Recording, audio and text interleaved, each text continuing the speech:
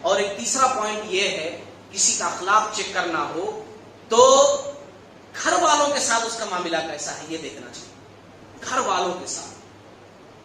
اب یہ باتیں جو میں سمجھا رہا ہوں نا، اس پوائنٹ پر مت سمجھیے کہ خالی دوسروں میں چیک کریں، اپنے آپ کو بھی چیک کیجئے۔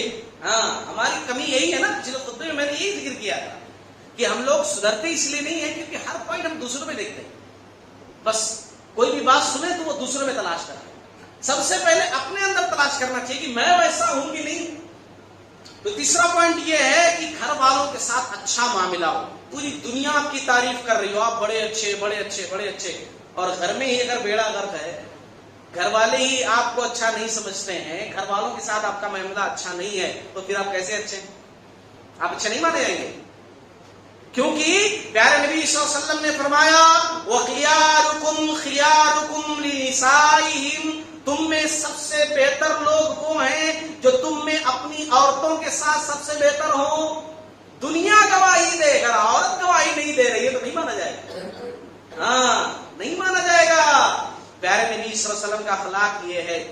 اما خدیجہ رضی اللہ تعالی عنہا نے گواہی دی، جب حرا کا واقعہ پیش آیا، غار حرا کا واقعہ پیش آیا، تو کہا تھا خدیجہ رضی اللہ تعالی عنہا نے کہ آپ کو اللہ رب العالمین کبھی ذلیل نہیں کرے گا، آپ تو بڑے اچھے ہیں، بڑے اخلاق والے ہیں، آپ یتیموں کی مدد کرتے ہیں، بیواؤں کا سہارا بنتے ہیں، ہمیشہ سچ بولتے ہیں، جھوٹ سے بچنے کی تلقین کرتے ہیں، آپ کو اللہ تعالیٰ ذلیل نہیں کرے گا۔ گواہی دی تھی بیوی نے، اور اما عائشہ رضی اللہ تعالی عنہا نے تو اتنی بڑی گواہی دی کہ کسی نے پوچھا کہ ہمارے نبی کیسے تھے، تو کہا کیا تم نے قرآن نہیں پڑھا؟ کہا پڑھا ہے، تو کہا کہ ہمارے نبی صلی اللہ علیہ وسلم کی زندگی قرآن کی تفسیر تھی۔ بیوی گواہی دے رہی نا، اسی بیوی گواہی دے کہ واقعی میں آپ اچھے ہیں، تو اچھے ہیں، ورنہ کتنے لوگ ایسے ہیں مسجد کے بہترین مصلی ہے نا، دوستوں کی محفل میں بیٹھے تو سب سے بہترین دوست، محلے میں لوگ کہیں کہ واہ کیا بندہ، مگر گھر میں ذرا بھی اچھے نہیں، تو ایسے شخص اچھے اخلاق والے نہیں مانے جائیں گے۔ آپ کا اخلاق مسجد میں بھی بہتر ہو، کاروبار میں بھی بہتر ہو، اندر باہر گھر ہر جگہ آپ بہتر ہو، تب اچھے اخلاق والے، اس کو اچھے اخلاق والا کہتے ہیں۔ اور یہ تین باتیں تھیں۔ لاسٹ میں ایک بات میں کہوں گا کہ دیکھیے جو حالات آج چل رہے ہیں نا، ملکی حالات، اس میں دو چیزوں کی سب سے زیادہ ضرورت ہے مسلمانوں کو، میرے خیال سے۔ سب سے پہلا تو ایجوکیشن بہت بہترین ہمارا ہو جائے، بہت ہی بہترین، ہمارے بچے بہترین سے بہترین پڑھیں، بہترین سے بہترین ڈگری حاصل کریں، بہترین سے بہترین مقام حاصل کریں اپنے جد و جہد سے۔ پڑھنے سے پہلے یہ مت سوچیں کہ کچھ نہیں ہو پائے گا، کیا فائدہ پڑھ کر کے، کچھ نہیں ہو پائے گا، وہ سیٹ مجھے ملے گی نہیں، کچھ نہیں ہو پائے گا، وہ کروں گا ہی نہیں۔ پہلے کر کے تو بتاؤ، اپنے آپ کو پریزنٹ تو کرو، پہلے اس لیول تک پہنچاؤ تو صحیح پہلے۔ تو ہمارا پڑھائی کا معیار سب سے بلند ہونا چاہیے فی الوقت، اور دوسری چیز ہمارا اخلاق بہترین ہونا چاہیے۔ ہاں ہمارا اخلاق، کیونکہ دیکھیے اخلاق سے بھی دلوں کو فتح کیا جاتا ہے، اپنے کردار اپنے کیریکٹر سے بھی دلوں کو فتح کیا جاتا ہے۔ ہمارے نبی صلی اللہ علیہ وسلم نے صحابہ کرام نے دنیا والوں کو یہ پرزنٹ کر کے بتایا کہ گفتگو تو چھوڑیے، اپنے اخلاق سے بڑے دل کو فتح کیا جاتا ہے۔ اور اسی لیے کہا گیا ہے نہ تقریر سے ممکن ہے نہ تحریر سے ممکن وہ کام جو انسان کا کردار کیے۔ اپنے اخلاق سے بھی دلوں کو فتح کر سکتے ہو، بالکل۔ میں ایک واقعہ سنا کر اپنی بات کو ختم کروں گا، بڑا پیارا واقعہ ہے، بہت سارے لوگ جانتے ہیں، میں جب بھی بیان کرتا ہوں اس واقعے کی مجھے بڑی خوشی ہوتی ہے، ایک الگ سا مزہ آتا ہے اس واقعے کو پیش کرنے میں، یہ کتنا بہترین واقعہ ہے۔ ثمامہ ایک غیر مسلم تھے، اور یمامہ مدینہ کے بارڈری علاقے کا علاقہ تھا۔ یمامہ وہاں کے گورنر تھے جو ہے ثمامہ نام کا، اپوزیشن پارٹی کی طرف سے تھے، دشمنوں کی طرف سے۔ صحابہ کرام اگر ان کے ایریے میں چلے گئے تو ختم، زندہ واپس نہیں آتے تھے۔ اچھا اتفاق ایسا ہوا کہ یہ مکہ کی طرف جا رہے تھے اور ان کو پکڑ لیا گیا۔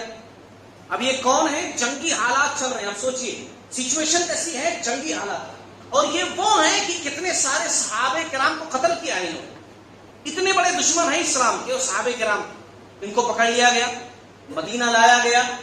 آپ صلی اللہ علیہ وسلم کے حکم سے مسجد کے کھمبے سے ستون سے ان کو باندھ دیا گیا۔ آپ صلی اللہ علیہ وسلم ذرا معاملات میں تھے، اس کے بعد آئے، یہ بدھے ہوئے ہیں. آپ صلی اللہ علیہ وسلم نے کہا تماما کیسے ہو؟ اتنا پوچھا. کیا پوچھا؟ تماما کیسے ہو؟ اب ظاہر سی بات ہے، ایک ایسا شخص جو کئی سالوں سے گورنر رہا ہو، طاقت بھی اس کی لمبی چوڑی ہو، روم ایران جیسی سلطنتوں میں اس کو دعوت دیے جاتے ہو، بلایا جاتا ہو، اور ایسا بندہ مدینہ کے اندر قید ہے تو کیسا رہے گا؟ کہا کہ گرفتار کر کے پوچھتے ہو کیسا ہوں؟ گرفتار کروا لیا، یہاں بدھا ہوا ہوں، اور پھر اس کے بعد پوچھ رہے ہو کیسا ہوں؟ تو کہا اچھا. صحابہ کرام سے آپ صلی اللہ علیہ وسلم نے کہا کہ مارا پیٹا تو نہیں ہے، تکلیف تو نہیں دی؟ صحابہ کرام نے کہا یا رسول اللہ صلی اللہ علیہ وسلم صرف گرفتار کیا ہے، مارا نہیں ہے، کوئی تکلیف نہیں دی ہے. آپ نے جتنا کہا اتنا ہی کیا، اتنا ہی صرف کیا، کچھ بھی نہیں کیا. آپ صلی اللہ علیہ وسلم نے کہا اچھا ٹھیک. پھر آپ صلی اللہ علیہ وسلم نے کہا کہ تماما یہ میری بستی ہے مدینہ، ذرا دیکھو نا، چار دیواری سے تو تھی نہیں، ذرا دیکھو بستی میری، چھوٹی سی بستی مدینہ. سماما نے کہا کہ آپ مجھے اپنی یہ چھوٹی سی بستی دکھا رہے ہیں، میں نے روم ایران جیسی سلطنتیں دیکھی ہیں.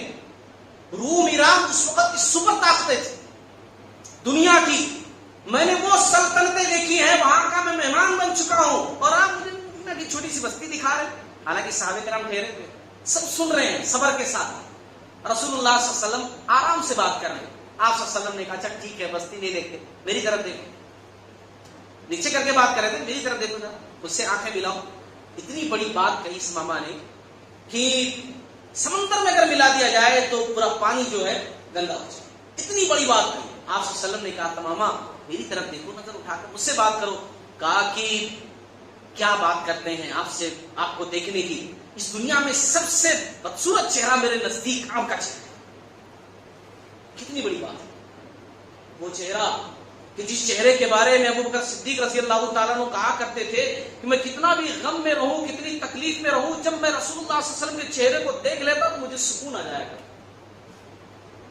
اتنا حسین، اتنا خوبصورت چہرہ کہ ہجرت کے واقعے میں جب آپ صلی اللہ علیہ وسلم ام معبد جو بکری کا دودھ پلائی تھی ان کے پاس جب ٹھہرے اور چلے گئے، اور جب ان کے شوہر ابو معبد آئے اور آ کر کے پوچھا، کہا کہ کون آیا تھا گھر پہ، ذرا الگ ماحول دکھ رہا ہے، تو کہنے لگی مت پوچھو، یہ تو میں نہیں جانتی کہ کون تھا، بس ایسا محسوس ہوتا ہے کہ کوئی آیا تھا اور ہماری کٹیا کو روشن کر کے چلا گیا. اتنا خوبصورت چہرہ. اس چہرے کے بارے میں اس ماما کہہ رہے ہیں کہ کائنات کا سب سے خوبصورت چہرہ آپ کا چہرہ. نعوذ باللہ من ذالک. میں سمجھتا ہوں کہ ذرا سچویشن پر غور کیجیے. عمر رضی اللہ تعالیٰ عنہ کا ہاتھ تو تلوار پر تڑپنے لگا ہوگا کہ اشارے آبرو ہو، میری تلوار اور اس کی گردن ہو، ہمارے سامنے ہمارے حضور کی برائی یہ کر رہا ہے. وہ صحابہ تھے اشارے پر جان نثار کرنے کے لیے تیار، وہ سارے ٹھہرے ہوئے ہیں، اور صحابہ کہہ رہے ہیں کہ آپ کا چہرہ کائنات کا سب سے خوبصورت چہرہ ہے. مگر اخلاق دیکھیے ہمارے نبی کی. لوگوں سنو، جس نبی کے ہم امتی ہیں ان کے بارے میں سنو، اخلاق دیکھو. آپ صلی اللہ علیہ وسلم مسکرائے، اتنی بڑی بات پر بھی مسکرائے.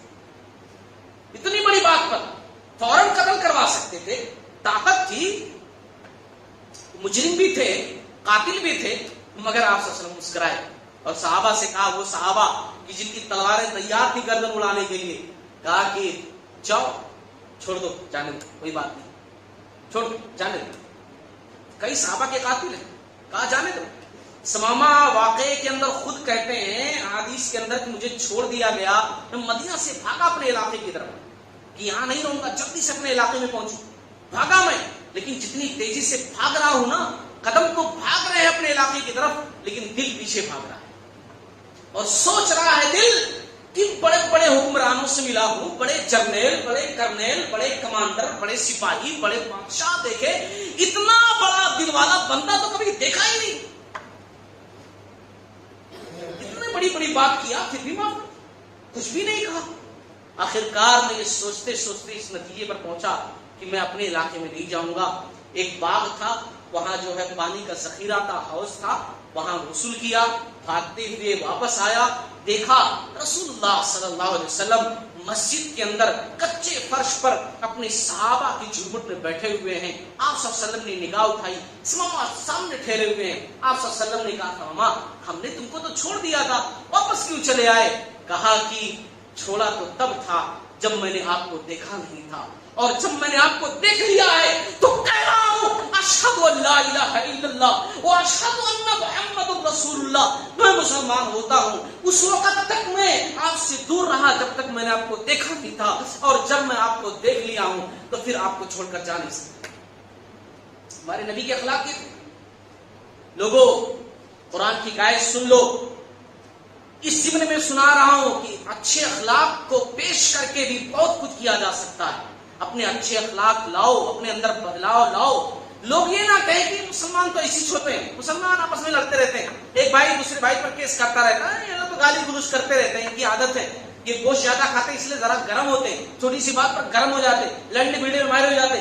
لوگ یہ چیز بدل دیں، یہ سوچنا یہ بولنا لوگ بدل دیں، اپنا اچھا اخلاق دکھاؤ، نبی والا اخلاق دکھاؤ، مومنہ کردار دکھاؤ۔ اور قرآن مجید کی آیت سنو، سورہ حامیم کی آیت ہے سجدہ کی، وَلَا تَسْتَوِي الْحَسَنَةُ وَلَا السَّيِّئَةُ، نیکی اور بدی برابر نہیں ہوتی، نیکی اور بدی، اچھائی اور برائی برابر نہیں ہوتی۔